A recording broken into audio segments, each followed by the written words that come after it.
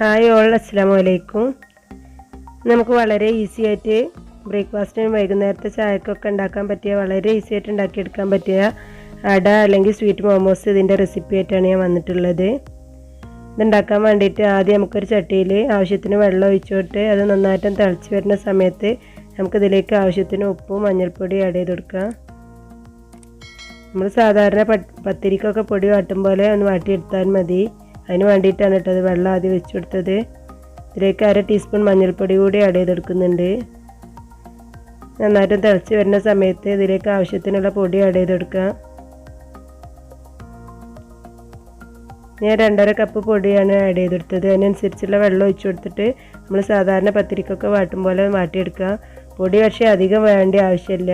ഈ സമയത്ത് നമ്മൾ മീഡിയം ഫ്ലെയിമിലിട്ടിട്ട് നന്നായിട്ടൊന്ന് ഇളക്കി കൊടുത്ത ശേഷം ഈ പൊടിയൊക്കെ നന്നായിട്ടൊന്ന് മിക്സായി വരുന്ന സമയത്ത് നമുക്ക് ഫ്ലെയിം ഓഫ് ചെയ്തെടുത്താൽ മതി. പത്തിരിക്കാകുമ്പോൾ നമ്മൾ കുറച്ചും കൂടി അധികം ഒന്ന് വേവിച്ചെടുക്കണം. അത്ര വേവിക്കേണ്ട ആവശ്യമില്ല കേട്ടോ അതിന്. നമുക്കിനി ചൂടാറാൻ വേണ്ടിയിട്ട് മാറ്റി വെക്കാം. ഇനി ഞാനൊരു കപ്പിലേക്ക് 1/4 കപ്പ് ശർക്കര ഉരുക്കിയതാണ്. ഇത് ഉരുക്കിയിട്ട് അരിച്ചിട്ട് ഫ്രിഡ്ജിൽ വെച്ചതായിരുന്നു. അപ്പോൾ നമ്മൾ അല്ലെങ്കിൽ ഒരു 4-5 പീസ് ശർക്കര എടുത്തിട്ട് ഉരുക്കിയിട്ട് നമ്മൾ അരിച്ചെടുത്തിട്ട് മാറ്റി വെച്ചാലും മതി. നമുക്കൊരു പാൻ അടുപ്പിൽ വെച്ച് അതിലേക്ക് ഒരു മുഴുവൻ തേങ്ങ ചിരവിയതാണ് ഇട്ട് കൊടുത്തത്. ഒരു മീഡിയം സൈസ് വലിപ്പമുള്ള തേങ്ങയാണ് ഇട്ടത്. ഇതിലേക്ക് കുറച്ച് ഓയിൽ, 1 ടേബിൾ സ്പൂൺ ഓയിൽ ഒഴിച്ച് കൊടുത്തിട്ടുണ്ട്. അതിന് പകരം 1 ടീസ്പൂൺ നെയ്യ് ഒഴിച്ച് കൊടുത്താലും മതി. ഇതിലേക്ക് 1/4 ടീസ്പൂൺ ഉപ്പും 1/4 ടീസ്പൂൺ മഞ്ഞൾപ്പൊടിയും കൂടി ഇട്ട് കൊടുത്ത് നന്നായിട്ടൊന്ന് ഇളക്കി കൊടുക്കുക. ഇതിലേക്ക് ഉപ്പ് ആഡ് ചെയ്ത് കൊടുത്തത് മധുരമൊക്കെ ഒന്ന് ബാലൻസ് ചെയ്യാൻ വേണ്ടിയിട്ടാണ്. നമുക്കിതിലേക്ക് എടുത്ത് വെച്ചിട്ടുള്ള ശർക്കരപ്പാനി ഒഴിച്ച് കൊടുക്കാം.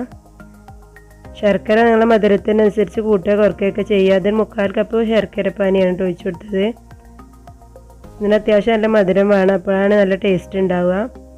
ഈ ശർക്കരപ്പാനി കിടന്നിട്ട് ഈ തേങ്ങ നന്നായിട്ടൊന്ന് വെന്ത് കിട്ടണം. അപ്പോൾ നമ്മൾ സാധാരണ ഉണ്ടാക്കുന്ന സമയത്ത് ശർക്കര ചതച്ചിട്ടും തേങ്ങ ഏലക്കായ്പ്പൊടി മിക്സ് ചെയ്തിട്ട് അട ഉണ്ടാക്കും. പക്ഷേ അതിനേക്കാളും ടേസ്റ്റാണ് ഇങ്ങനെ ചെയ്യുമ്പോൾ. ഇതിലേക്ക് 1 ടീസ്പൂണ് ഏലക്കായ്പ്പൊടി കൂടി ആഡ് ചെയ്ത് കൊടുത്തിട്ടുണ്ട്. ഇനി ഇതിലെ വെള്ളമൊക്കെ ഒന്ന് വറ്റി വരുന്ന സമയത്ത് ഈ തേങ്ങയൊക്കെ നന്നായിട്ട് വെന്ത് കിട്ടിയിട്ടുണ്ടാവും. ആ സമയത്ത് നമുക്കിത് ഫ്ലെയിം ഓഫ് ചെയ്തെടുക്കാം.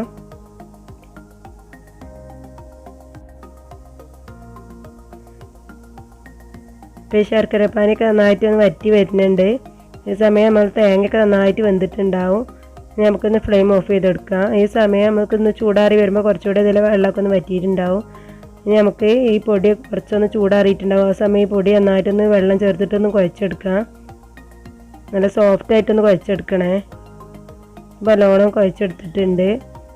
നമുക്കിത് ഓരോ ബോൾസായിട്ട് മാറ്റിയെടുക്കാം. അതിന് വേണ്ടിയിട്ട് കയ്യിൽ കുറച്ച് ഓയിലാക്കി കൊടുത്തിട്ട് ഒട്ടിപ്പിടിക്കാതിരിക്കാൻ വേണ്ടിയിട്ടാണ് ഇങ്ങനെ ഓയിലാക്കി കൊടുക്കുന്നത്.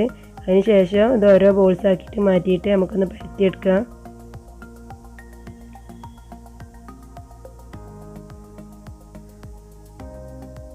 എല്ലാം അതേപോലെ ബോൾസാക്കി എടുക്കുന്നുണ്ട്. നമുക്ക് കൈ വെച്ചിട്ട് ഇതേപോലെ ഒന്ന് പരത്തിയെടുക്കാം. അപ്പോൾ എല്ലാം പരത്തി വെച്ചിട്ടുണ്ട്. നമുക്ക് ഇതിൽ നിന്ന് ഓരോന്നെടുത്തിട്ട് കൈ കൊണ്ട് വേണമെങ്കിൽ അങ്ങനെ ഒന്ന് പരത്തിയെടുത്ത ശേഷം ഇതിലേക്ക് കുറേശ്ശെ നമ്മളിപ്പോൾ മിക്സ് ചെയ്ത് വെച്ചിട്ടുള്ള ഈ തേങ്ങാക്കൂട്ട് ഇതിലേക്ക് ഇട്ട് കൊടുത്തിട്ട് നമുക്ക് ഇതേപോലെ ഒന്ന് റെഡിയാക്കി എടുക്കാം. ഏത് ഷേപ്പിൽ വേണമെങ്കിലും നിങ്ങളുടെ ഇഷ്ടത്തിനനുസരിച്ച് ആക്കി എടുക്കാം കേട്ടോ. ഞാൻ ഈ ഒരു ഷേപ്പിലാണ് ആക്കി കൊടുക്കുന്നത്.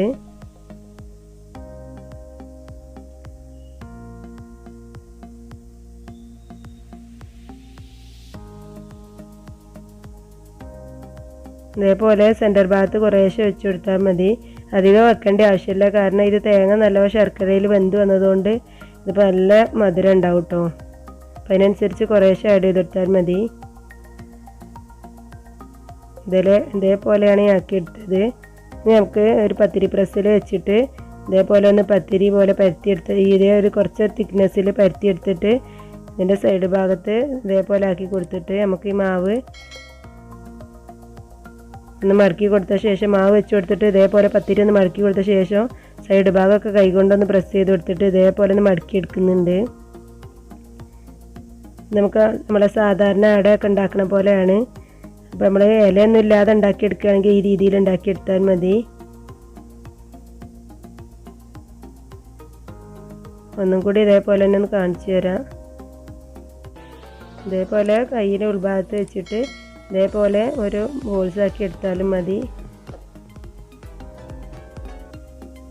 അത് പൊട്ടിപ്പോകാത്ത രീതിയിൽ വേണം അത് പ്രസ് ചെയ്തെടുക്കാൻ, അല്ലെങ്കിൽ വെന്ത് വരുന്ന സമയത്ത് ഇത് പൊട്ടിപ്പോവും. അതേപോലെ എല്ലാം ചെയ്തെടുത്തിട്ടുണ്ട്. കുറച്ച് അടയുടെ ഷേപ്പിലും കുറച്ച് ഇതേപോലെ ആക്കി എടുത്തിട്ടുണ്ട്. നമുക്കിത് ആവിയിൽ വെച്ചിട്ടൊന്ന് വേവിച്ചെടുക്കാം. അതിന് വേണ്ടിയിട്ട് ഇഡ്ഡലി ചെമ്പിൽ കുറച്ച് വെള്ളം വെച്ച് കൊടുത്തിട്ടുണ്ട്. ഇതിലേക്ക് വാഴയില വെച്ച് കൊടുത്തിട്ട് ഈ അടയുടെ ഷേപ്പിലുള്ളത് ആദ്യം നമുക്കൊന്ന് വേവിച്ചെടുക്കണം. ഇത് 2-3 മിനിറ്റ് ആകുമ്പോഴേക്ക് തന്നെ ഇത് വെന്ത് കിട്ടും. മീഡിയം ഫ്ലെയിമിൽ വെച്ച് കൊടുത്താൽ മതി. അടച്ച് വെച്ചിട്ടൊന്ന് വേവിച്ചെടുക്കാം. സ്റ്റീമർ ഉള്ളവർ അതിൽ വെച്ചിട്ട് ആവി ഒളിച്ചാലും മതി കേട്ടോ. ഇപ്പോൾ ഒരു 3 മിനിറ്റിന് ശേഷം തുറന്ന് നോക്കുമ്പോൾ നല്ലോണം വെന്തിട്ടുണ്ട്. നമുക്ക് ചൂടാറിയ ശേഷം ഇതിൽ നിന്ന് മാറ്റി കൊടുക്കാം. അതേപോലെ ബാക്കിയുള്ളതൊക്കെ ഒന്ന് വേവിച്ചെടുക്കാം. നമ്മൾ നേരത്തെ ബോൾസാക്കി വെച്ചത് അതേപോലെയുള്ളത് ഇഡ്ഡലിത്തട്ടിൽ കുറേശ്ശെ അതേപോലെ ഓയിലൊക്കെ നാക്കി ഒന്ന് ബ്രഷ് ചെയ്ത ശേഷം അതേപോലെ ഓരോന്നും വെച്ച് കൊടുത്തിട്ട് ഒന്ന് ആവിയിൽ വേവിച്ചെടുത്താൽ മതി. ഇങ്ങനെ ആകുമ്പോൾ അതിൻ്റെ അടിഭാഗം ഒട്ടിപ്പിടിക്കൂല വെന്ത് വരുന്ന സമയത്ത്. അതിന് വേണ്ടിയിട്ടാണ്.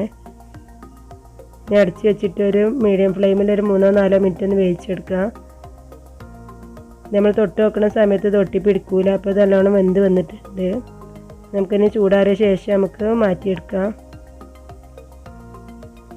ഇതിപ്പോൾ ഏകദേശം നന്നായിട്ട് ചൂടാറി വന്നിട്ടുണ്ട്. ഇത് നമുക്ക് ഇനി ഒരു ഇലയിലേക്ക് മാറ്റി കൊടുക്കാം.